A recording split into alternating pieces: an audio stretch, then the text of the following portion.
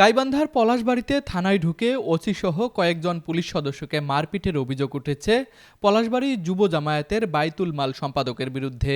গাইবান্ধার সহকারী police super Rashidul বারী সাংবাদিকদের জানান, যুব জামায়াতের বাইতুল মাল সম্পাদক মাহমুদুল হাসান পলাশের নেতৃত্বে কয়েকজন যুবক বুধবার রাত 9:30টার দিকে পলাশবাড়ি থানায় প্রবেশ করেন। তারা থানার ওসি সারোয়ার আলমকে বিবাদমান একটি দোকান তালাবদ্ধ করতে বলেন। তিনি রাজি না হলে পলাশ ও তার লোকজন পুলিশের উপরে চড়াও হন। একটু বিস্তারিত শুনতে যাচ্ছি। এখন কি অবস্থা আপনার এই মামলার? আছে মোটামুটি ভালো আছে। একজন গ্রেপ্তার আছে, 9 জনের মামলা হয়েছে।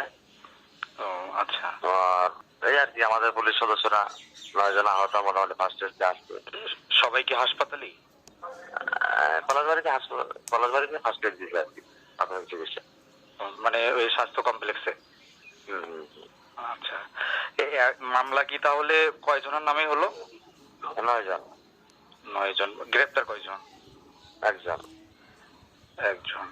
আচ্ছা, আপনার মূলত বিষয়টা কি নিয়ে ঘটলো একটু যদি বলতেন। এটা কালীবাড়ি বাজারে ওই একটা দোকানে আমাকে ফোর্স করে যে ওরা তালা মেরে দিতে। আচ্ছা। আর আমি কি আর তালা মারতে পারি দোকান? জি। এইটাই আর কি, এটা নেই বাগবিতণ্ডা, 1/2 ঘন্টার মধ্যে তালা মারবেন, ঠিক আছে?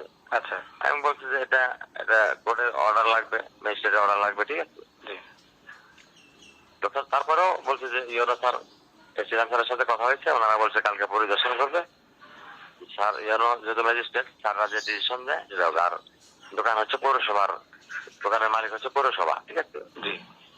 এটা কার দোকান বা কিসের দোকান এটা পৌরসভা বলবে যে এর মালিকানা হচ্ছে উনি। এখন আমি তো কার দোকান হিসেবে আমি তালা মারবো বা তালা খুলবো, ঠিক আছে? জি।